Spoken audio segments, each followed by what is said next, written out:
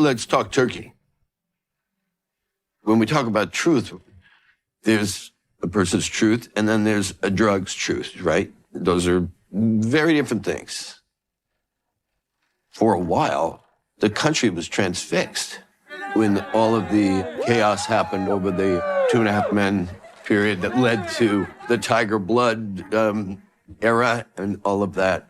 You know, he's in the fight of his life here, right? And he was not sober. And then, you know, you started to smell the fumes of some shit that was going on. But now, I think, to have that same gifted person being able to talk directly to us sober, the only thing I know or feel myself very strongly is if you ask Charlie what did he do this, he's going to tell you the truth.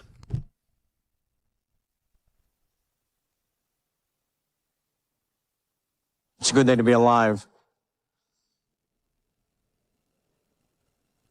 I've been able to re-embrace life through this program. I want to thank my family for their support, my friends.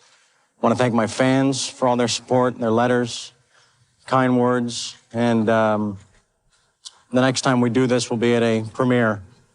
He was in rehab, right? And he's like, gives me a call. He's like, hey, they're letting us out. So, of course, you know what he wanted to do? He wanted to go to the baseball field. Who brings him to the baseball field from rehab was Martin. As we arrived, there's a game going on at the field. It's like a Sunday league game. Of course, I'm egging him on to let Charlie play in the game, right? And then finally, they see who it is. Oh, yeah, of course he can play. And this was one of the best moments. This was... My man gets up during the game.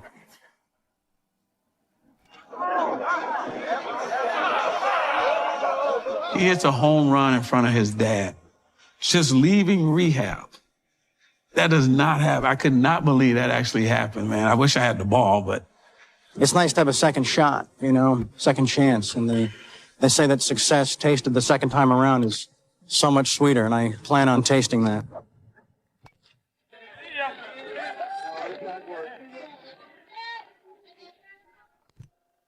The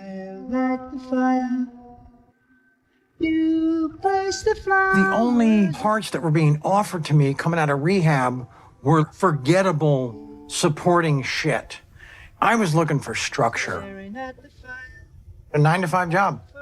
And I was looking for consistency, and I was looking for something that just felt like it would present its own rhythm that I could just naturally kind of slide into.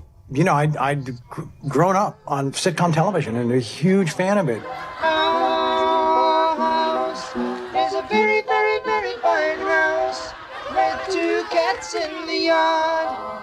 Life used to be so hard. And always drawn to it as a medium that presented scenarios in a way that were digestible. Okay, this is the most romantic disease I've ever had. But felt harmless because of all the humor, you know, so you could still come away with it touching some part of you, but without feeling like, you know, you had to dig through, you know, to such a depth to find it. And I got the call. Let's start looking into alternative dump sites, all right? Vacant lots, barges, New Jersey. They're shutting down Spin City because of Mike's health. Did you know of all the brain disorders, Parkinson's is the one that scientists believe may be closest to a cure? Yet we still need funding. And they're thinking, would you be open to stepping in? Whoa, here it comes.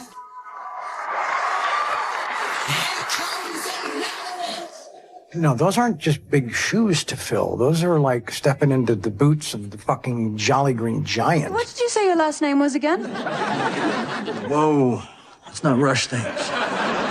And they built in a backstory that's pretty cool and pretty fucking funny that I was the guy showing up that had a few skeletons, you know? And that was cool because they were tying into us actually finally, me being in on the joke about all the shit that everybody had read about and heard about. So, this is what it's like to be the sober one. I wonder I was so unproductive in the 90s.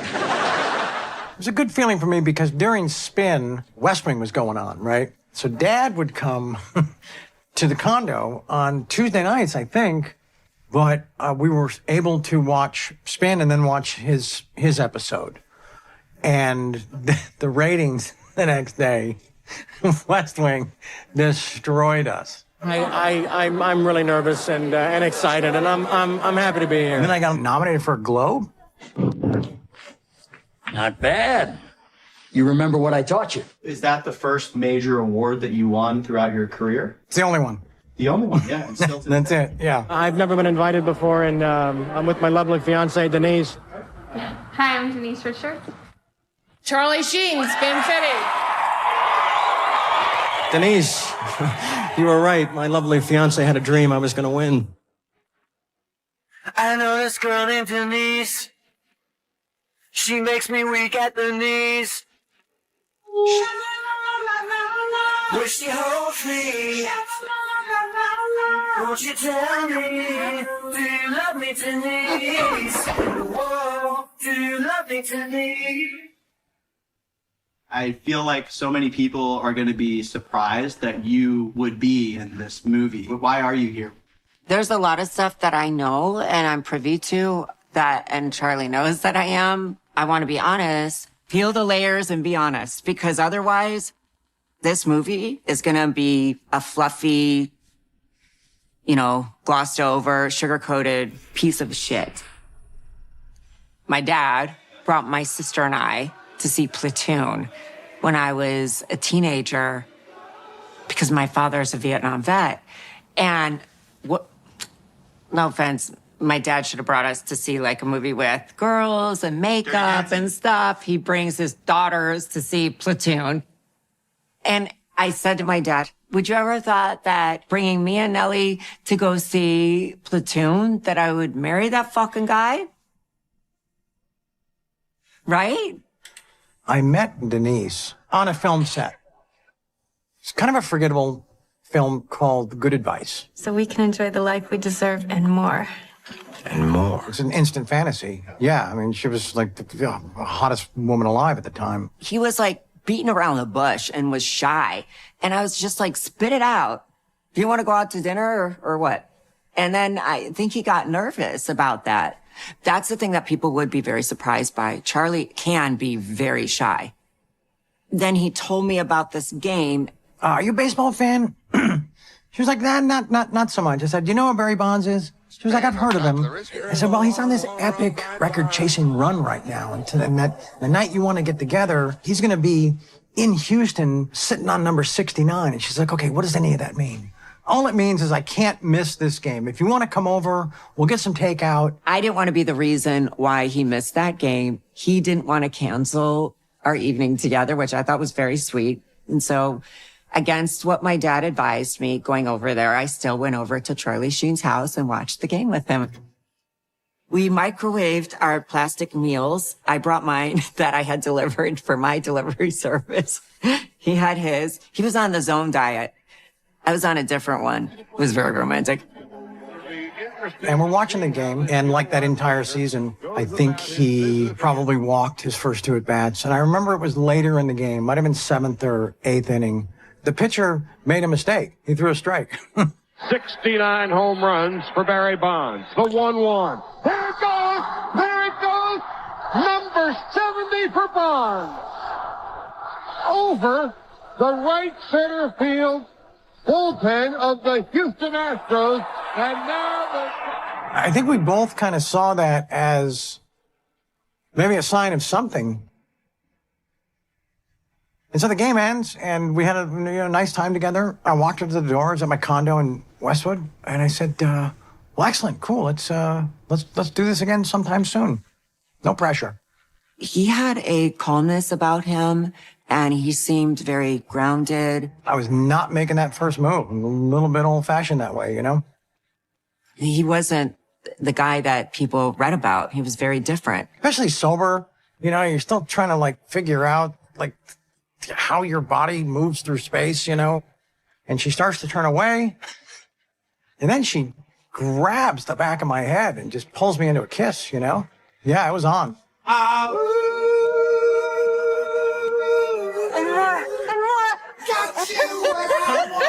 I didn't have sex with him that night. Well, what would you say if I told you I'd leave you if you didn't let me? There was just such a connection with he and I. When Denise and Charlie were married, they both seemed so very happy. And I said, oh, he's going to be together with this woman for the rest of his life. It's all there. It's all there, and the bells are ringing. My first guest, of course, stars in the hit sitcom Spin City, which will air its hour-long season finale next Wednesday on ABC. Please welcome Charlie Sheen.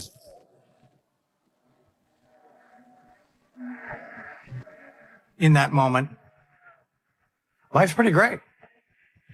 But then we got the call. Spin City canceled. Did you take that personally? A little bit. Yeah. Yeah. We decided we're going to parlay that into putting the word out that I'm going to continue in this space and I want to have my pick of the litter. And I get a call. Chuck Lorre wants to sit down with you. You have somehow hit the sweet spot. I think you've created 2/3 of the television shows on the air. I'm very sorry. Well, the idea for 2.5 Men involved two brothers, one of which was a Job character, the biblical Job. He was a hardworking good man to which endless shit happened. One of which was a Dionysian character, hard partying kind of guy. He was the god of merriment and wine and sex and whatnot. And when my partner on this project and I went to CBS to pitch the idea for 2.5 Men, I explained the character of one of the brothers as a Charlie Sheen type character. To which she said, "Can you get him?"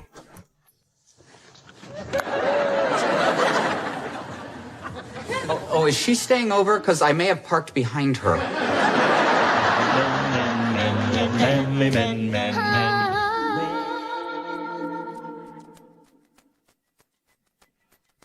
I remember our first shoot. He sort of took me aside and said, I want you to know, I know there's a lot of stories about me. I've been sober for 2 years, and it's incredibly important to me to be faithful to that.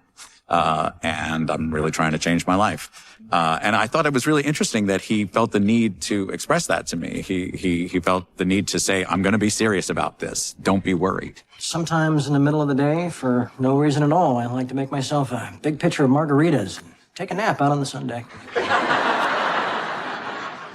Huh. Charlie Sheen is an icon of decadence.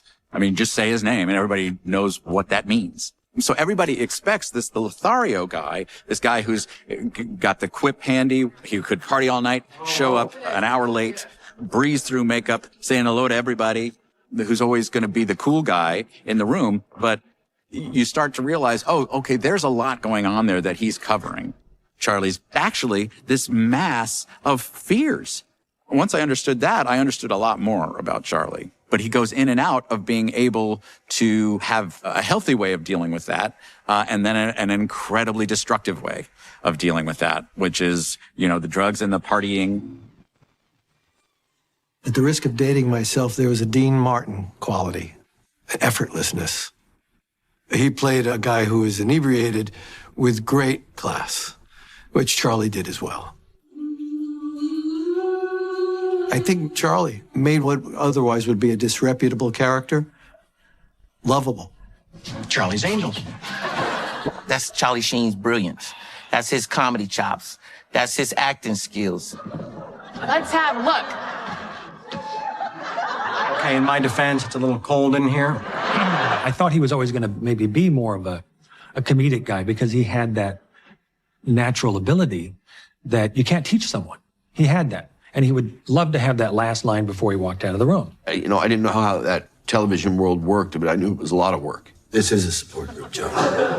You're the only one who's pretending it's about scotch and cigars. And even though I knew his humor, the way he was able to own the medium and do it where he's leading a show, he's leading the comic timing with very good assist plays, I guess I was surprised and delighted by it. You'll have to forgive my brother. He thinks with his penis, and his penis isn't very bright. That's true. Anybody who knows me will confirm that. this didn't build. There was an audience for it almost immediately. Keep your hands off my wife. Obviously, it was a huge hit right away. Yeah, we kind of killed it out of the gate. And I remember watching football that last Sunday before we hit the air. We were every other commercial. They were pumping us. Yeah. It's difficult to sort of temper your confidence because it all feels so easy. It's funny. This is funny. You know, it's easy to be funny. Everybody loves us. And when it feels that easy, it's easy to sort of get lulled into this sense that this is always going to be this easy. They brought the idea to me, how do you feel about having Denise on the show as a romantic interest? And I'm like, cool. It's the easiest way not to get yelled at when you get home about kissing a girl. Come to Mama Bumps Me Little. Can we make it come to Catholic schoolgirl? Yes, Monsignor. Hallelujah. Denise, she struck me as somebody who was just way more practical than Charlie. She's the anchor he needs in his life. Oh, look at what a good poopy you made. There needed to be a baby in the scene, and we had Sam. She must have been a couple months old, and she was cooing at the time. And the strangest thing happened where she didn't make a peep during our dialogue. And Chuck pointed this out when he was in post with that episode, that he said, your daughter inherited your timing because she didn't speak over a single, not just a line, a single word between you and her mom. Would you throw this away? Sure. I could sense there were things that he was just never going to be that suburban, be more of just a regular married guy. I felt like it might be, you know, fighting against the tide. What's wrong? Nothing. At one point, Denise showed up unexpected, and I get this frantic knock on my door, and it's Charlie. I opened the door, and I was like, hey, what's up? And he's like looking around frantically. I mean, the guiltiest look around. I mean, it's like a cliche. And he said, hey, man, can you hold this for me? It's a brown paper bag. And I'm like, what is it? I'm not going to hold it. Is it legal? What? He said, no, it's legal. It's legal. I was like, oh, okay. So I put it in my dressing room, and I closed the door, and the bag is just sitting there looming. And I was like, what could possibly be so embarrassing that Charlie Sheen doesn't want his wife to see it? So finally I couldn't help it, and I looked in the bag. It was legal. It was barely legal. The porn magazine. How? How do I push you away? But I felt really bad that Charlie's relationship with Denise was going south. You can't commit. Hey, I can commit. Oh, yeah? Prove it. As soon as the show started getting really successful, I think the pressure of that changed him. It was almost like he was sabotaging the success and sabotaging our family. When things started to go good, I felt like things were being sabotaged. Just try one of these. It'll relax you. Oh, perfect. Charlie, you can't just pop a pill without knowing what it is. She just said what it is. Thanks, Mom. Gotta go. I was feeling squirrely, and I was looking for anything that could be justified but not completely derail what I was trying to do. And pills showed up as the answer. So I thought. When you say pills, what are we talking Hydrocodone, like a Norco or a Vicodin. It always starts with a doctor. And it's usually for some type of pain somewhere in your body that you could probably navigate with just, Advil and ice. Did you know yourself that you were an addict and that you were potentially going down this road, or how did you process? You didn't think about that. No, I thought about it, but I negotiated the hell out of it with myself. Yeah, okay, that thing went a little far, but maybe if I just make these few changes here, and I think it can be much more manageable. And that's the fiction that we start to embrace as reality. You can see the soulless emptiness in that shark's eyes. 2.5 men. You can see the soulless emptiness in Charlie Sheen's eyes. Sadly, the pills, they do create a lot of just irrational anger. When it started to change, it was quick. I remember reaching out to his sponsor and saying I was concerned, but people in his circle were like, it's your hormones, your postpartum. Anytime I don't behave the way you want me to, you think it's hormonal. Not every time, but you gotta admit, there is a pattern. I was like, no, there's something fucking wrong. That's when I started to see that the people in his life were trying to, I felt, kind of pit us against each other, even though we were married and we had a kid and another one, a baby on the way. And that was very difficult for me. And I'm not just this quiet wife. I'm a strong woman, and something is not right.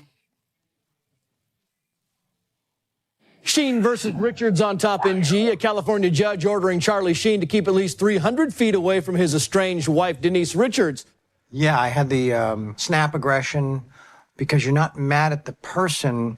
You're mad at the fact that the second dose you had to take just to get right, just to feel kind of normal, didn't give you the pizzazz or the bump that the first 2 or 3 gave you. And so you spend the whole day, night, weekend, whatever, just chasing that kind of that first warm jets. Like in an invisible jacuzzi, you were just warm jets, you know? He got very, kind of aggressive. What she claims happened behind closed doors is remarkable. The most explosive charge, Richard says Sheen threatened her life. I mean, what I went through, what he did put me through, I don't know how I'm here, to be honest. And I think the only way through tragedy, what I was going through, was having a fucking sense of humor about it because it was so bad.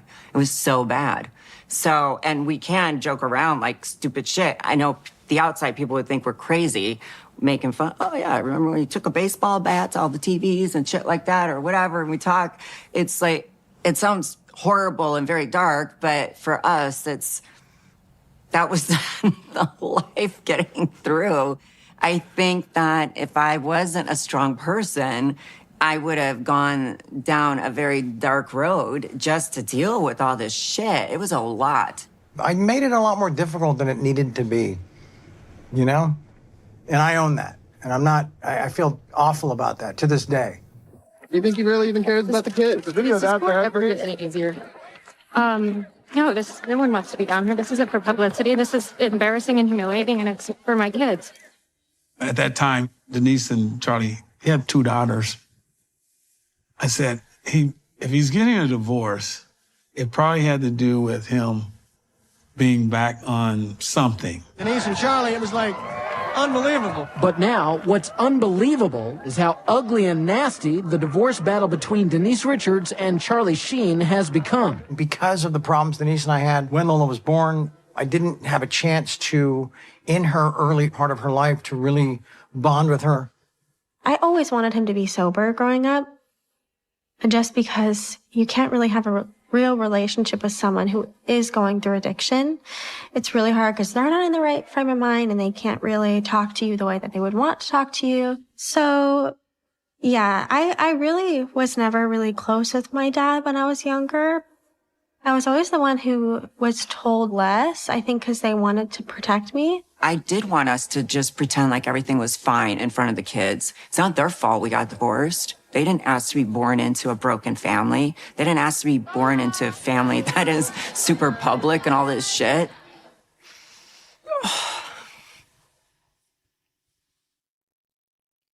Sorry. It's all right. Sorry, you guys. Oh, we just take it. No, I don't care if they record. It's okay. I know, I do. No, I they think should record. I know, but I think No, that, they should. You're doing a fucking docuseries. They should. It's fine. I don't care. Because it's true. If you're gonna get the truth, get the fucking truth. The truth is I feel like my life with Charlie is 3 stages. It's the time I met him and married him, then my divorce, and then the aftermath of it. You know, and I'm sorry to get so fucking emotional about it because it was a lot and I've had to fucking hold it together.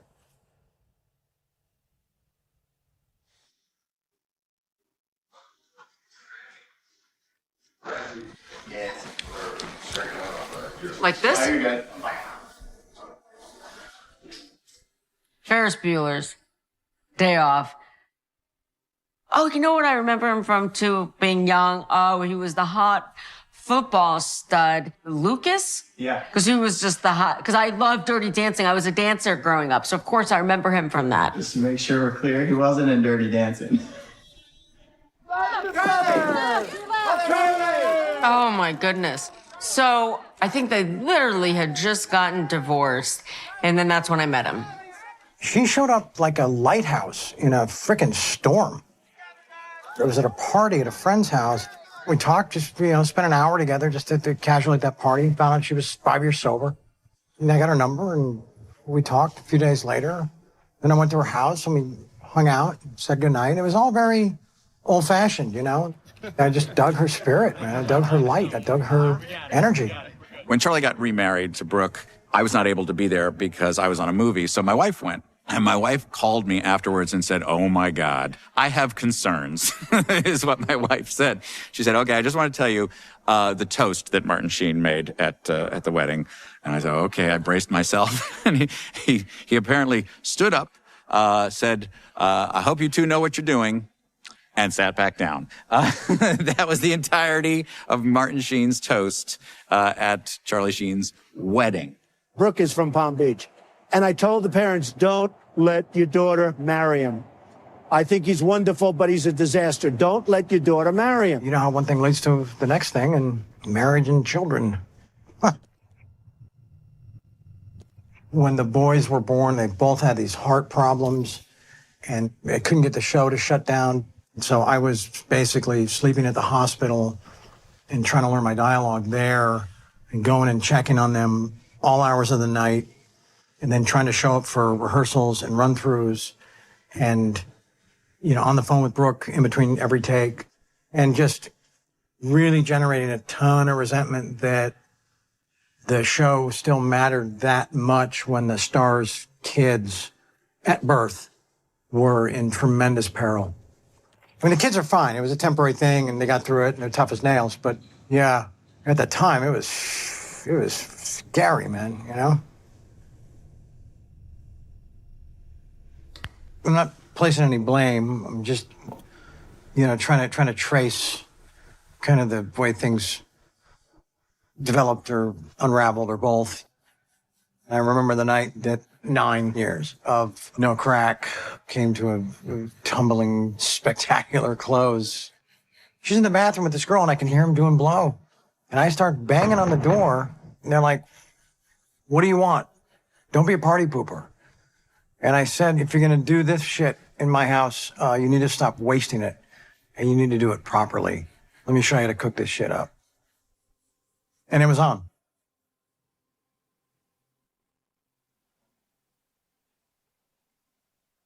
I thought it was gonna die for 1 hour. Okay, what's your name? Brooke. And what's your husband's name?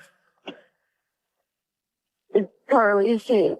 This is Charlie Sheen's mugshot from the Aspen Police Department. He spent much of Christmas Day on lockdown after his wife called cops to their rented vacation home. It's important to note that there was a moment before I got on the plane to go there where Dad drove to the airport. And I remember I was walking to the plane, and he says, "Don't go. Do not get on this plane." I said, "What, is it going to crash?" He says, No, but he says, "I've got a bad feeling about this."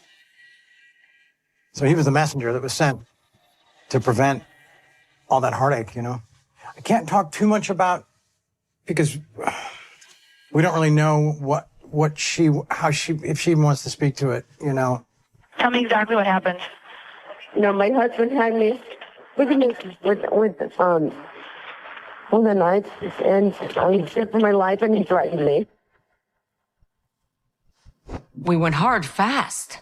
Here you are, husband and wife in this tiny room, not leaving that room because we're doing so many drugs for so long that everyone starts becoming crazy and paranoid, and all kinds of bizarre behavior starts to happen, unfortunately. She blew a 0.13 blood alcohol level, which is legally drunk, and she has recanted a good part of that story. So the whole issue, I think, is really up in the air right now. You know, I quickly recanted it. You recanted it at the time? Oh, yeah. I went in, and that's how he got off.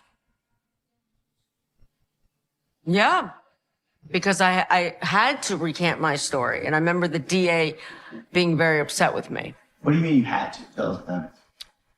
Well, if I didn't recant my story, then he could have gotten into a lot of trouble. So you felt like you had to, just from the standpoint of protection of the situation that you all... Well, of course, not only is he my husband, but also I was so incredibly screwed up on serious drugs for a very long time. I can't sit there and say, oh, okay, I know for a fact this happened and this is how it happened, or anything like that because of the mind. So once I sobered up and I saw, whoa, what position did I put us in and who the fuck was I? Excuse my language. And then I can't even recall.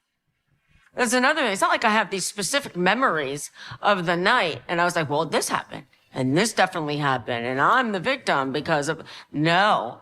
In fact, I saw myself as very psychotic. Oh, I have my part in it, sure. Fuck yeah. And I've made amends with Brooke about it over and over. And, yeah, we're past it. It sucks that it couldn't have just stayed between us. I don't think it's fair just to pick up these moments at Charlie's lowest and define him as a human being based on those moments, especially with a history of substance abuse that alters your behavior and character. After that incident, it just blew us apart. The rocky marriage of Charlie Sheen and Brooke Mueller may be coming to an end. Sheen filed for divorce from Mueller on Monday. Sheen was charged with domestic violence following a Christmas argument with Mueller. That was the first time I thought of leaving because I didn't want to enable violence. And there was violence involved in that. I think I had a talk with Chuck about it before sitting down for the table read. And he said, you need to do the right thing. You need to gather everybody and apologize.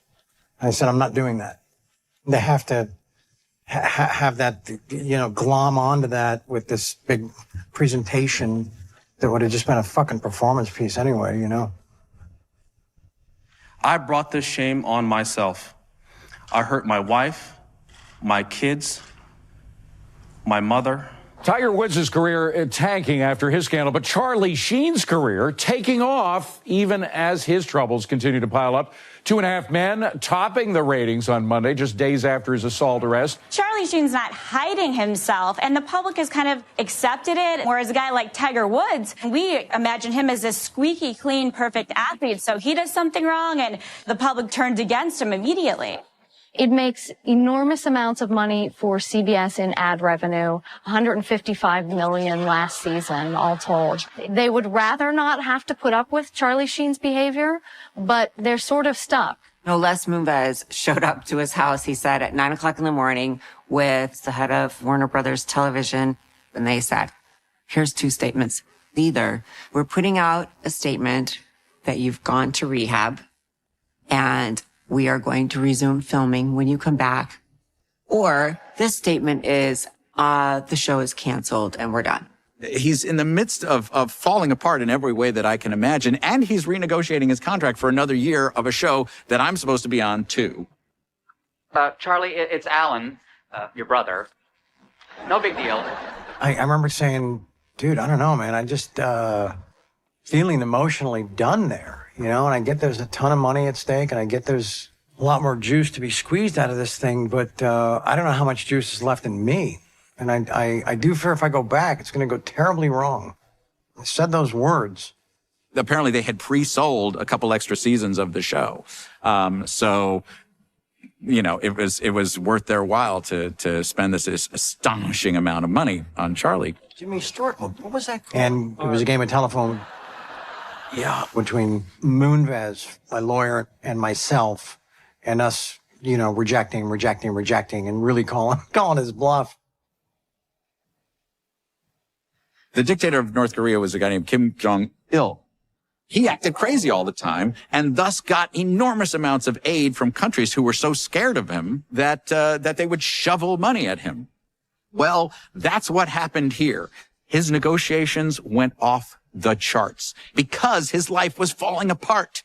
Me, whose life was pretty good at that time. I got a third of that. Over here, guys. I am very happy to have him back. He can't stop smiling. Absolutely, absolutely. He's my cleanup hitter.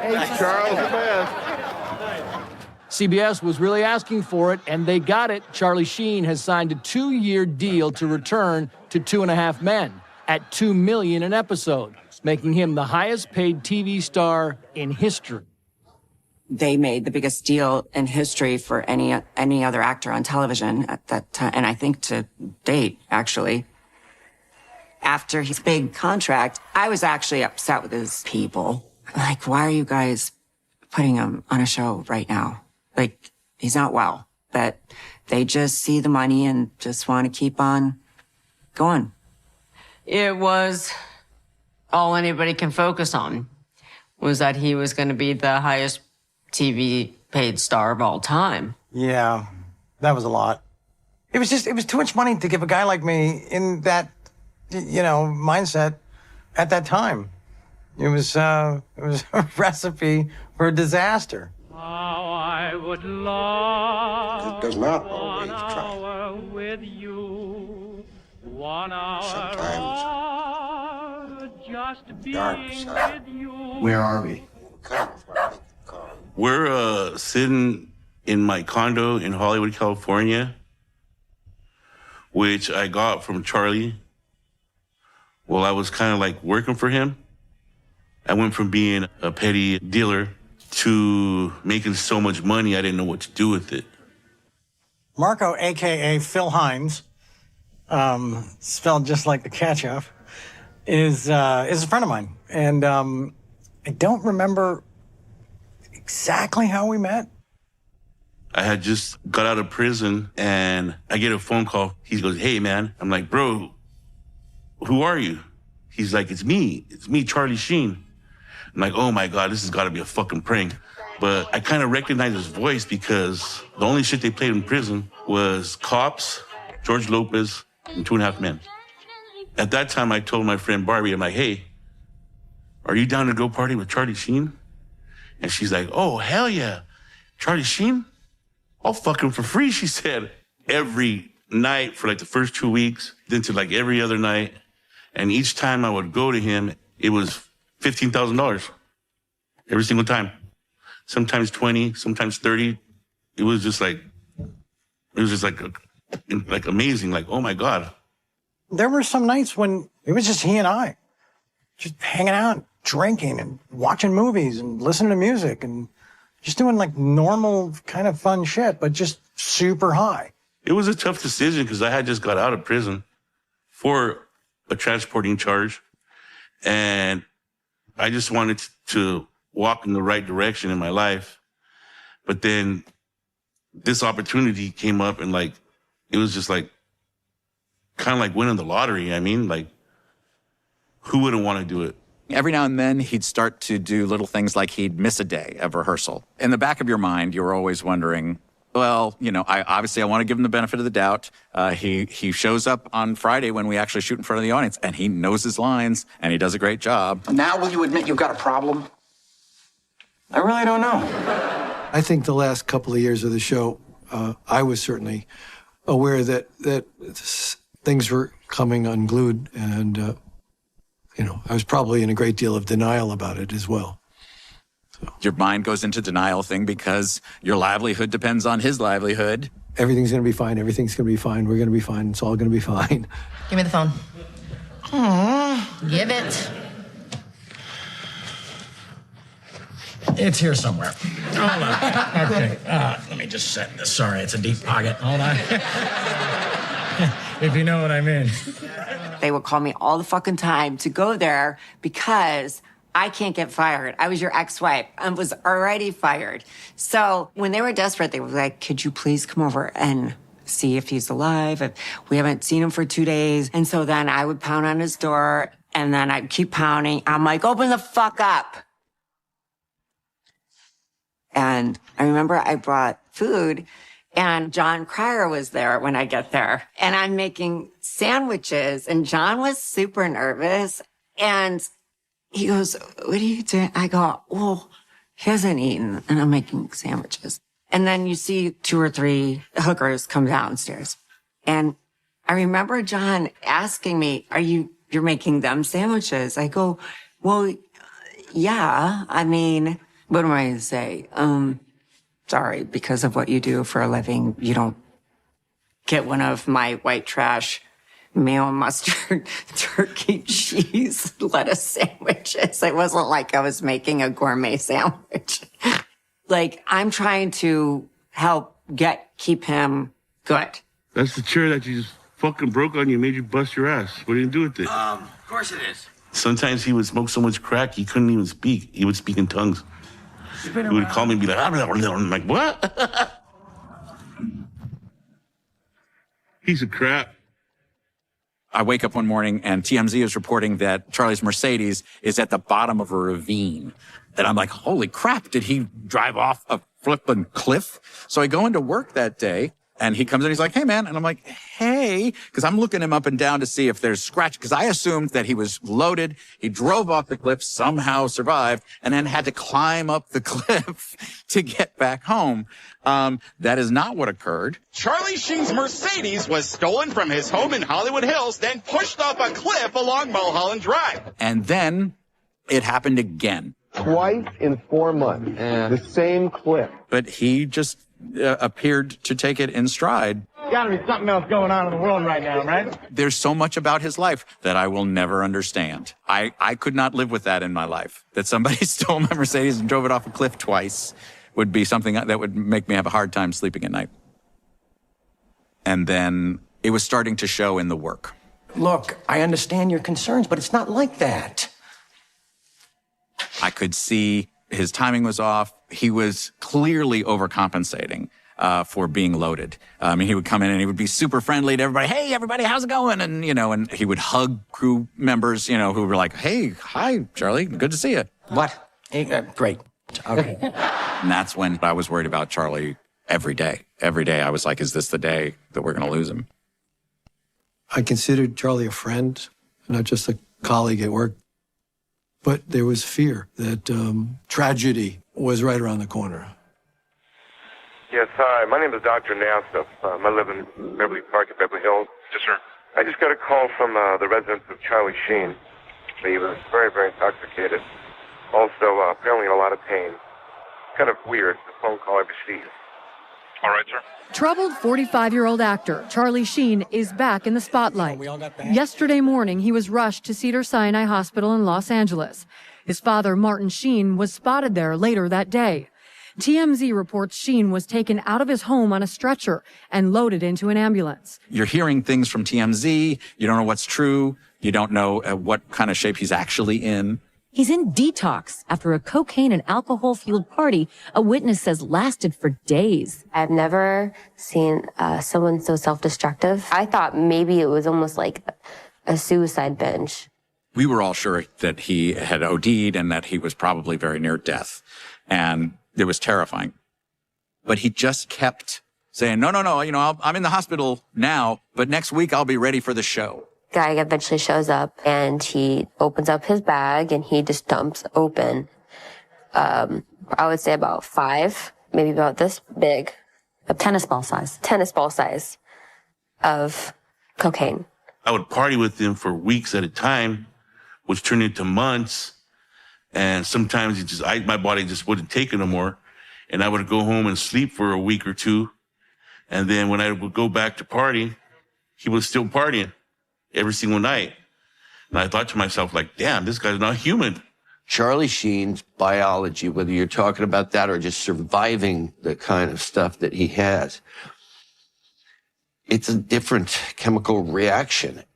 And I think that there is something biologically different about him. We all sort of were looking at each other like, how do you deal with this? How do you deal with somebody just so intent on bringing themselves down? And he did this interview with Alex Jones, and I was stunned. Let me just say this. It's nothing this side of deplorable that a certain Chaim Levine, yeah, that's Chuck's real name, mistook this rock star for his own selfish exit strategy, bro. And I later found out part of the reason he was going on those crazy rants was that he was using testosterone. That combined with the drugs that he was doing at the same time and drinking, and which he was all doing again, led him to just go on these manic episodes. I mean, my testosterone was probably like 4,000. Normal high is like 710. So, yeah, that put me into crazy brain. Fucking crazy brain. I'm a peaceful man with bad intentions. Okay, last I checked time, I've spent, I think, close to the last decade, I don't know, effortlessly and magically converting your tin cans into pure gold. Charlie's the cool guy you want to hang with. There's something magical about the man. All that went away and was replaced by, what one might call a disease. What I've come to really embrace in all this time since, so much of the anger in my personal life and the anger and the frustration of 2 failed marriages and 4 new children and just not finding any real success in those pursuits, I decided to take out on Chuck. And Chuck took it upon himself to shut the show down. Are you taping this? Are you taping everything now? I have to go look at it. Hi. What's that? Just got terminated by Warner Brothers. My phone's going crazy. I know, so's mine. This is a really good one. This guy says, any words for Warner Brothers? I said, see you at Fort Knox. That's the only place with enough gold to pay off your treasonous ways. Winner. Fired. Fired. Congratulations. Give it up. Congratulations. Fuck that show, man. That show was totally beneath me the whole fucking time I was there. They never understood the fucking genius they had. They abused it and then dismissed it, and now they're gonna lose. Because they're not winning. By the studio telling him no, I think that took his addiction to a higher level. And he's just like, well, okay, I'll show them. It's the weapon of the trolls. Okay. I'll use it against him one day. Find a way to harness it into 50 caliber strafing runs.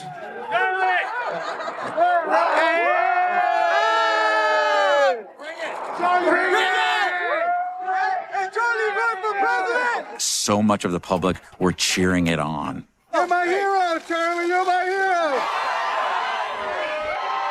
People get excited by train wrecks, unfortunately. What's that, Charlie? If I knew, I'd be wearing it. There you go, Charlie. You're champ, bro. They wanted to see the train wreck because we were in this new age where they could see all of it. Now that I have your lazy fucking attention, world, sit back and rejoice. For the Malibu Messiah, the Condor of Calabasas, the fucking warlock of your jealous face sits before you. God knows you offer it, people will take it. And take it, and take it, and take it. Charlie Sheen, in his own words. ABC's Andrea Canning was the first to sit down with him this past Saturday morning. There with him as our cameras started rolling at 5:30 in the morning, and he sweated through an intense morning workout. And at the end of our shooting, we wondered, as you no doubt will, what did we just witness? And what will happen next to Charlie Sheen and his family? All these radio rants have people thinking Charlie Sheen has got to be on drugs again. Sure. Yeah. Yeah, I am on a drug. It's called Charlie Sheen. It's not available because if you try it once, you will die. Your face will melt off and your children will weep over your exploded body. Too much. It was stupid. It's embarrassing. Get him off camera, keep him indoors, get him some help. Put this train back in the station immediately, not just on the tracks. Bring it in for repair. Tell me about the last time you took drugs. Last time I took drugs, I probably took more than anybody could survive. You know. What are we talking about? How much? I don't know, man. I was banging 7-gram rocks and finishing them because that's how I roll. I have one speed. I have one gear. Go. When Charlie said that he was smoking 7-gram rocks, he was smoking 7-gram rocks. I seen it with my own eyes. How do you survive that? Because I'm me. Because I'm me. I'm different. I just have a different constitution. I have a different brain. I have a different heart. I have a different, I get tiger blood, man. There's a handful of people. In fact, most of the people that were at my level or Charlie's level are dead. We're like the last survivors. If he had cancer, how would we treat him, The disease of addiction is a form of cancer. I don't care if he's my dad or the guy down the street or someone that, fell out of the sky. No interest in that. I don't care if he's my dad. Back off with your judgment. He just made the choices he made. And I don't know if he knew what the consequences would be or anything. Aren't you getting that I'm not interested in the past at all? It's just part of who you are and, you know, what's led to this place, so. Yeah, kind of, but that's another paradigm I'd like to smash. It got away from me.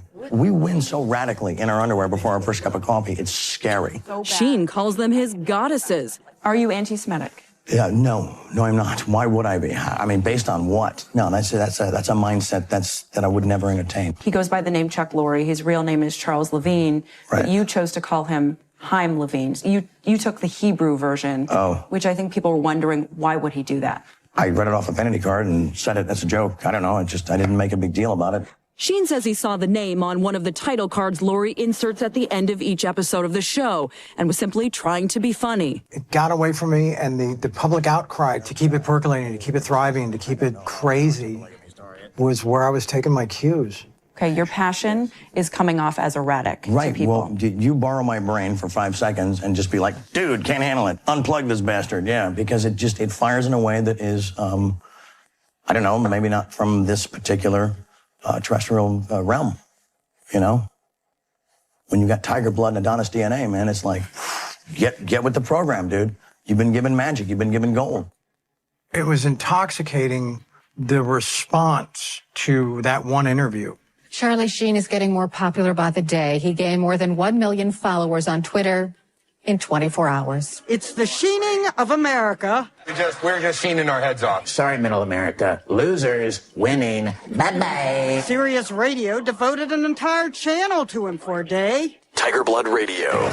Bakersfield Condors hosted Charlie Sheen Night. Buy one, get one Tiger's Blood ices and snow cones, and dress up like Charlie, get in for $2.50. Winning. Just winning. Winning. Duh. Winning. The troubled star continuing his assault on pop culture.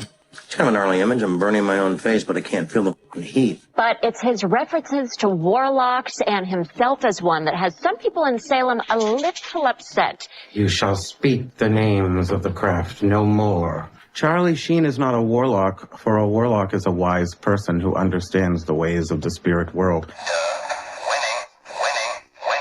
Winning. As one poster on TMZ put it, parents, make your kids watch this. If that doesn't scare them away from drugs, nothing will.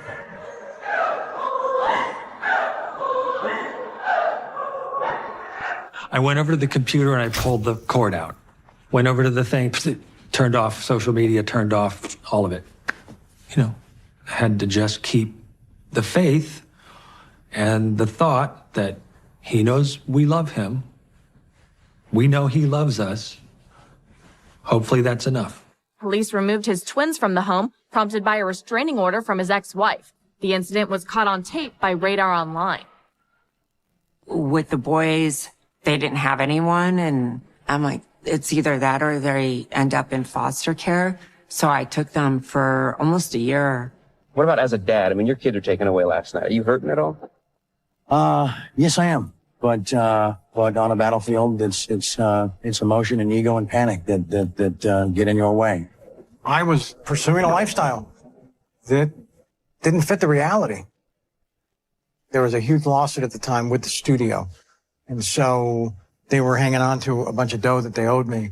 And I had bills to pay, I had child support, and all that fucking shit, and couldn't pay it. My managers approached me and they said, we got a call from Live Nation and they're curious if you'd like to do a tour. And I was like, a tour of what? The troubled actor is taking his bizarre behavior out on the road for Charlie Sheen Live, my violent torpedo of truth. I think what your name is synonymous, and I don't mean this in a negative way, is trouble. And I think like Torpedoes of Truth is so brilliant because it's like, it just sounds exciting. I think you are an American outlaw. And I think that the reason you got more Twitter followers than anybody on the planet is that. Hold on the line. Stay here. Are we ready to go?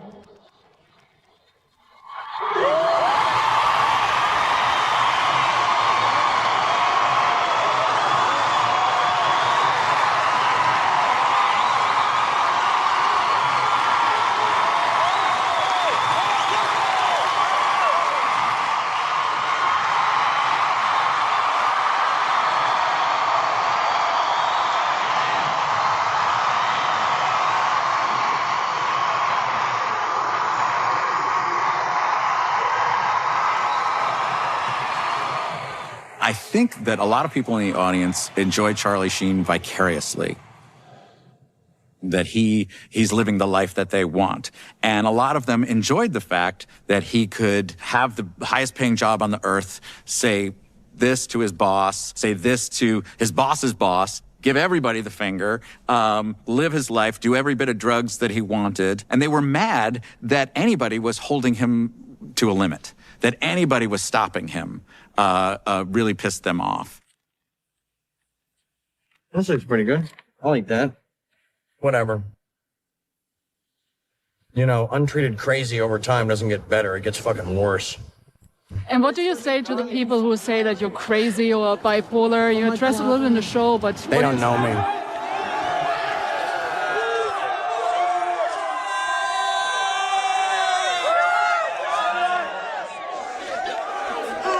I was called bipolar. You guys know I'm by winning, right? Yeah. I'm not sure what the fuck bipolar even means. Where I let that thing take me. In this 100 days, maybe? It's 100 days that really fucking hurt the people I love. You know, put them through a lot of shit. That was very hard to be in school because I would hear about things that I didn't even really know. I never really felt normal at school. I don't really have any friends from school except for like one. Rock on, Charlie Sheen. Winning! And yeah, you know, he's a breath of fresh air. It's like, no, he's a guy who got everything he ever wanted from this business. He just lost it, and he's having a tantrum. This whole thing happened because I told my boss to fuck off. In so many words. It feels weird. It feels like I'm watching somebody else. And I don't look at that stuff by design. It just creates such the shame shivers, you know. You have a good time tonight, everybody? It sucked. Should have worn Kevlar tonight. New York's tough. Okay, well, the good news is Chicago's his #1 city for Twitter fans. They're there to fucking see him. You know, there's an old movie called The Weekend at Bernie's with the dead guy. And there were times where it made me sad going to Charlie's house when he would have a bunch of people around. And I just felt like at times they would just prop him up, get him to sign shit. Was he in any condition to be out there like that? No. I don't think so. You want to see a certain creature, if you will. You want to see a certain bad person doing crazy, insane, bad shit and glamorizing it in some bizarre way and feeding it.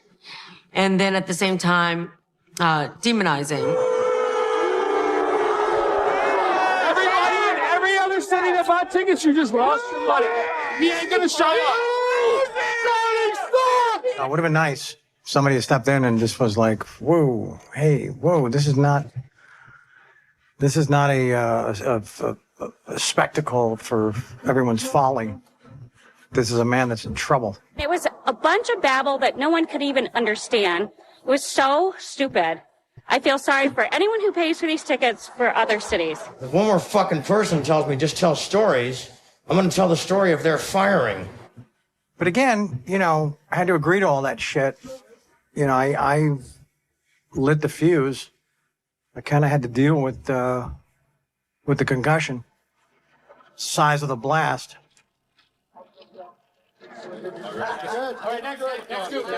People excel at hypocrisy and trending thought and being part of a pack that is better than, is more than, and destruction.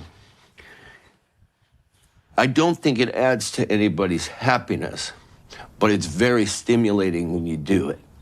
And people are looking for that stimulation. And on the other side of it, things get injured, like Charlie. And he'll be the first to say he took part in that. When that tour ended, man, I had a ton of shit. I had to suffocate. I had to drown. And I wanted to disappear. I just wanted to get into a dark room with a bag of dope and not come out. He was just really, effed up at the time. And he would start crying. I would just give him a hug like, hey, man, I'm here for you, man. Bottom line, I'm here for you. Tony Todd was always a friend and a true one. I was just there, just trying to support him and just be by his side, man. He would get a lot of criticism from a lot of different people about that he was just around me for the fun shit, for the bonuses and the trips and all this stuff. But I think he went also knowing that this group ain't gonna handle any of the stuff that I'll be looking for. I was glad that he was there down the hall in case some shit went bad. But I did always feel he deserved to be in the presence of just better things. It's been nights where he kicks everyone out the house. Everyone get out, but I'm there. I'm still there. When I was staying at this place, I always had the closest room to him. And of course, in the back of my mind, I always thought that, oh man, one day I'm just gonna walk in that room and he's just gonna be gone. He's gonna be gone, and I don't know how I would be able to take that, but I just couldn't leave. I couldn't leave, and I don't think he wanted me to leave. As a friend, man, I can't let this person die on my watch. Oh man, sorry. It's a big story. It's tough, man. I was going to break down right there, man. He got really sick. He thought it was because he was detoxing from coke, and I said, no, I've seen you detox before. This ain't it. The kind of fucking pain I was in, and Denise, I don't know if she spoke to this or not, but headache and full body sweat that shouldn't exist while you're still alive. I go, there's something wrong. And I said, I don't want to scare you, but when was the last time you have been tested for HIV? I thought it was meningitis. I thought it was brain cancer. I thought it was stomach, liver, something where they were going to walk in and say, get your affairs in order, And when they didn't say that, when they said it, the HIV diagnosis, I was kind of fucking relieved because I knew that the technology of the medicine had gotten to a place where you can live, you can have a normal freaking life. And in some cases, it's more treatable than diabetes. I'd already had 5 friends with the same situation. I had to keep it to myself. I didn't have to sign an NDA or anything, but I had to keep it to myself. And I was happy to keep it to myself. I didn't really think it was anyone's business. The advice I was being given at the time spoke to keep this under wraps as long as possible. I don't think any of us thought that Charlie would survive it. It was that bad, and his body was breaking down. Everything, it was terrible. He knew he was loved through all of that. It increases. It just more outreach, more love, more support. No shame, no judging, it's just you're here, you're loved. Let's move forward. In that moment, I should have become a fucking vegetarian, and instead I became a crackatarian. Stupidly. I just became very fond of him, you know what I'm saying? He's like, damn, that's my bro right there, dog. I can't let that dude die. He's too fucking cool, you know what I mean? His drug counselor at the time told me, is there any way that you can make it less potent for him? And I told him, I'll try. So little by little, I started to reduce the amount of cocaine that I was using to cook the crack. It looked exactly the same, but it was just less potent. In my mind, I was purchasing and going through the same amount, but the percentage was being gradually reduced. So they were trying to get me off of crack by making weaker crack. It took about a good year and a half, but that's why he got sober. He actually just got tired of smoking bunk crack, which he thought was good crack. And he just stopped doing it. He just wanted to stop doing it. All of a sudden, he's like, it was just a waste of time. I was quite impressed when I found out later. I didn't know when it was going on. Talk about being forced to think so far out the box that you land on that. You know, he's not going to stop. That's been established. So how do we get involved in a way that at least puts him at less risk? It speaks that I'm savable. I'm worth saving.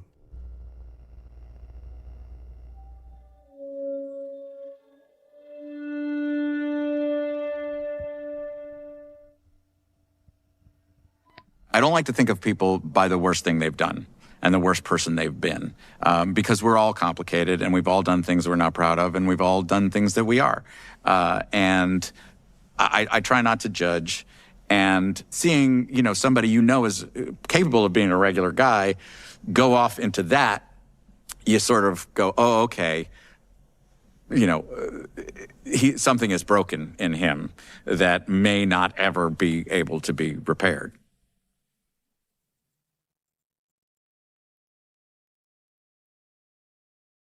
All right, here we go. Hey everybody, we're gonna clear this whole room out entirely for this part of the day. So everyone's gotta be out of the room. That's cool. Thank you so much. Now let's get into all the things you've never publicly talked about.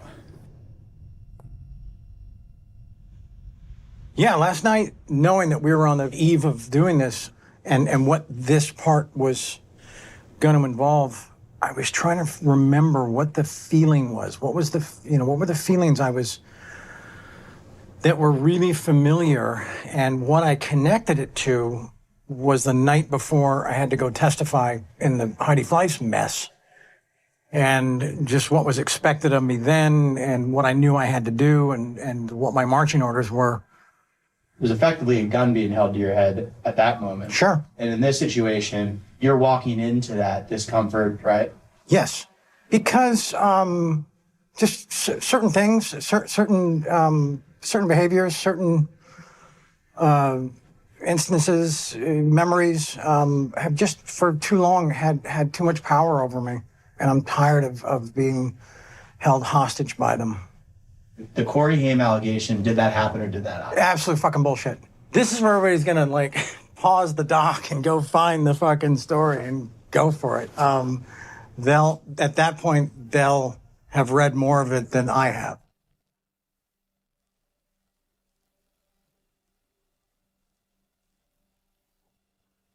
This is the Rumor Report with Angela Yee. Corey Feldman had premiered his documentary last night at a screening in L.A. He says that Corey Haim said actor Charlie Sheen had raped him while they were making the movie Lucas. In a scene that drew gasps from the audience at the premiere, Feldman names Charlie Sheen as Haim's alleged rapist.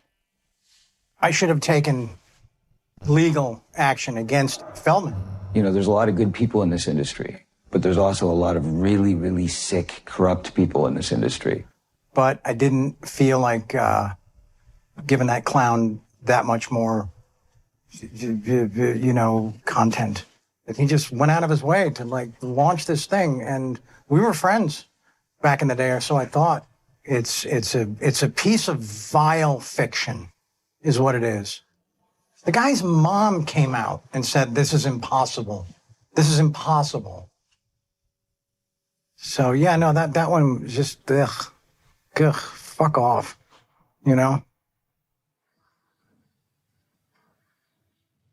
E.T. can confirm ex-porn star Brett Rossi is suing her former fiancé Charlie Sheen, with the lawsuit claiming he hid his HIV-positive status while they were together. So you were sued multiple times for allegedly exposing women to HIV. Was there a knowing sexual appetite when you were diagnosed that you weren't being clear with people about? No, I was upfront. There's some watching now who are probably thinking having sex with Charlie Sheen is like playing Russian roulette. Were you worried at all having unprotected sex with him? He was very open with me initially about this. I think that's an important thing to note. So you knew the risks. Yes, in fact, I did. I think it's just a lot of social stigma that came from back when there wasn't treatment for this and this was a death sentence. Nowadays, it's more of a comorbidity if it's regulated properly with the right medication. And, I was wearing condoms and just, and I was, by then I was completely undetectable. So, I was checking every fucking box. And they'd be going into the drawers of my bathroom and photographing my meds, and those meds are only used for one thing in this life, And so they were sitting on like these insurance policies. And then I'd stop seeing them for myriad reasons. And then that's what would come out. The threat of, we're going to expose your thing. I had to pay them more. Do you remember how much money was a part of those kinds of transactions? If I got off cheap, it was $500,000. For a single person? Yeah, and then that was getting off cheap. That was getting them to agree like during the first conversation. There was one that was 1.4. But you know what? In all the craziness, there's only one person in the entire fucking mix that still has this thing, that has it, period. And that's this guy. Nobody got this from me. Period, the end, full stop. So whatever anybody was threatening or what they were claiming on that front was absolute fucking bullshit. That's important. So you're saying that it's never been passed on? Never. No. So then in your own words, tell us, where did your sexual journey ultimately take you?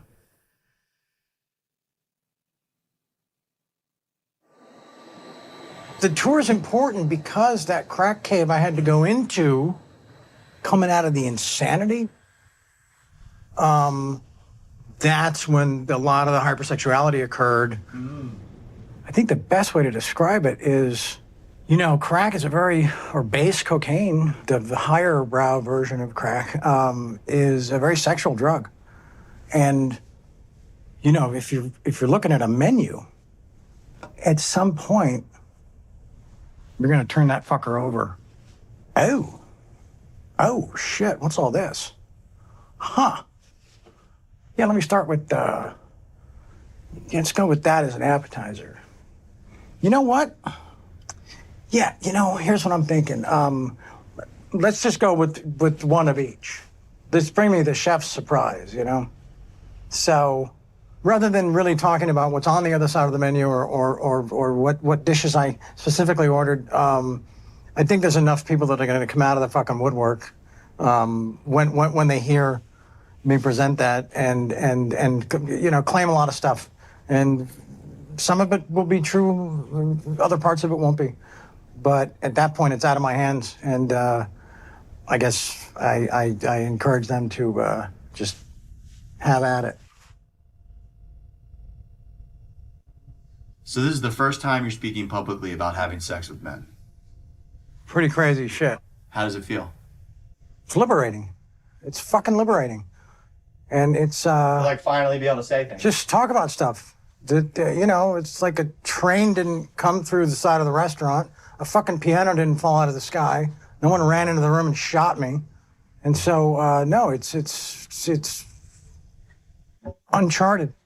Did the sexual journey wander into both men and women like just at that time because of crack, or was that something that had been going on for a while? No, that's what started it.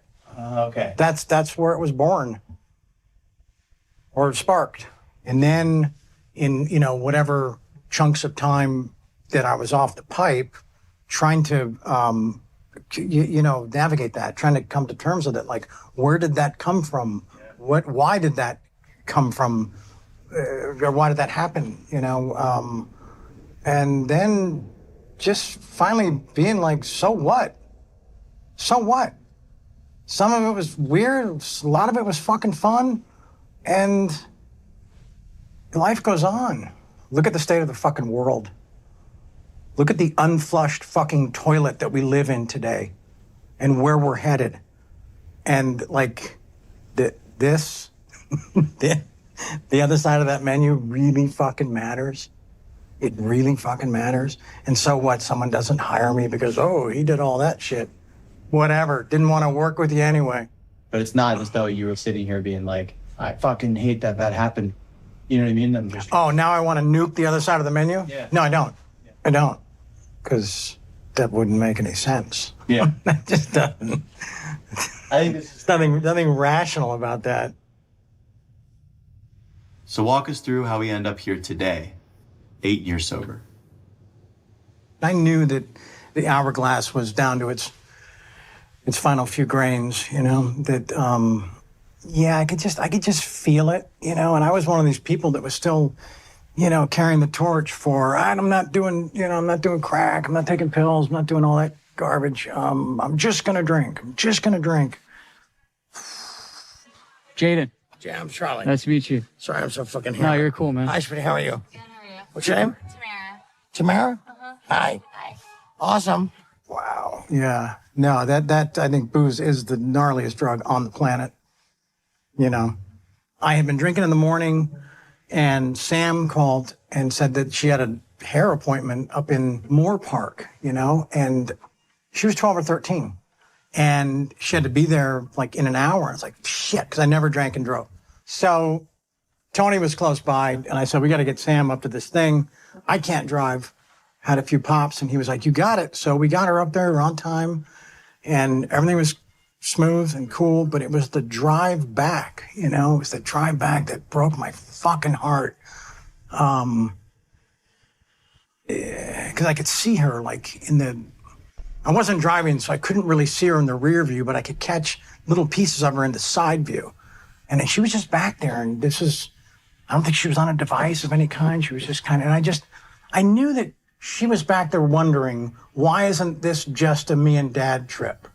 Why is Tony involved? Why, nothing about Tony with her, whatever, but just about why did there have to be this added element? And that just the way I felt in that moment, after that moment, thinking back on that moment, it just felt like I'd let her down. I carried that moment forward, and I just thought, okay, what can I do, scheduled or spontaneous, when she or any of my other kids need something, I'm the guy, I'm the go-to. What can I do to ensure that that's the case? And it was pretty obvious. Quit drinking. Let's see where this takes us.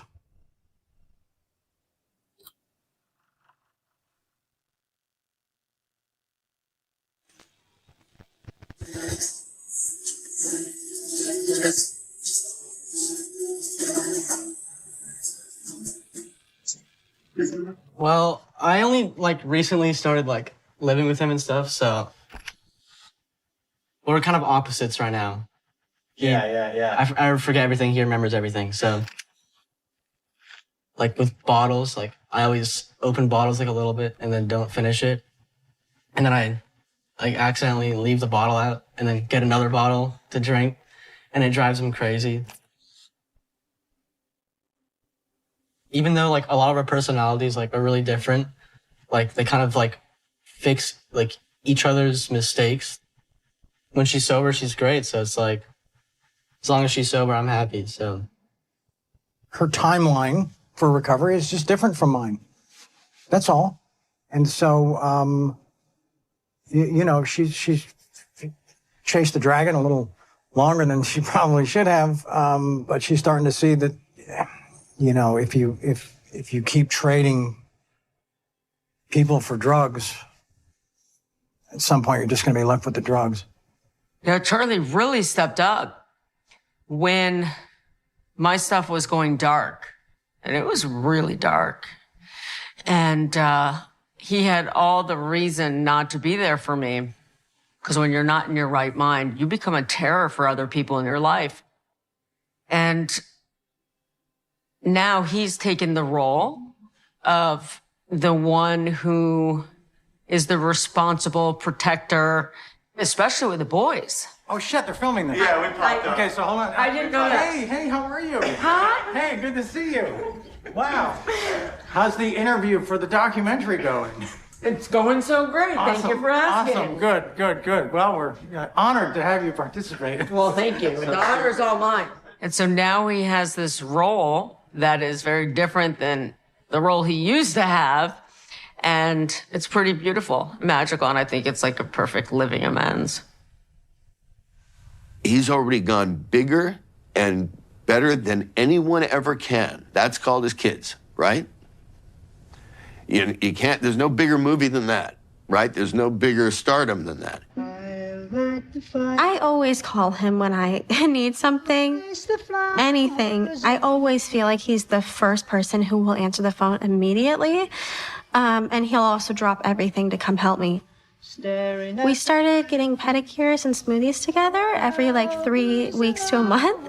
And it's just nice because I never used to have one-on-one time with him. I feel like it's a deeper connection than most kids have with their parent. Just want to say hello. Oh, it's going great.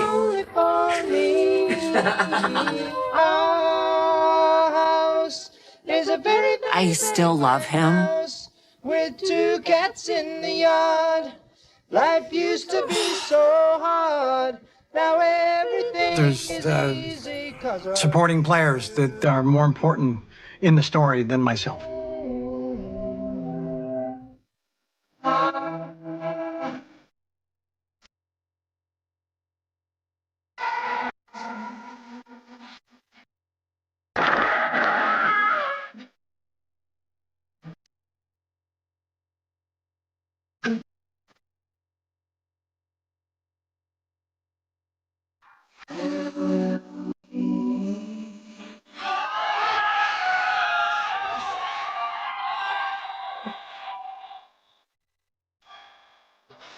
Yeah, lady.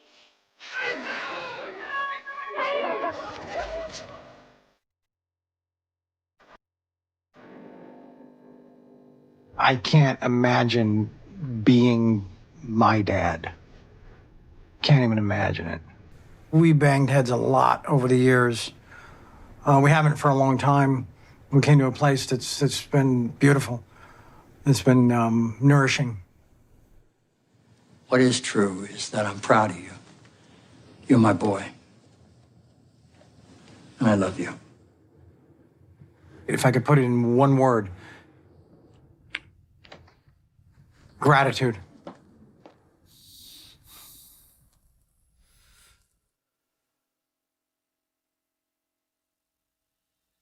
Our house is a very, very, very fine house.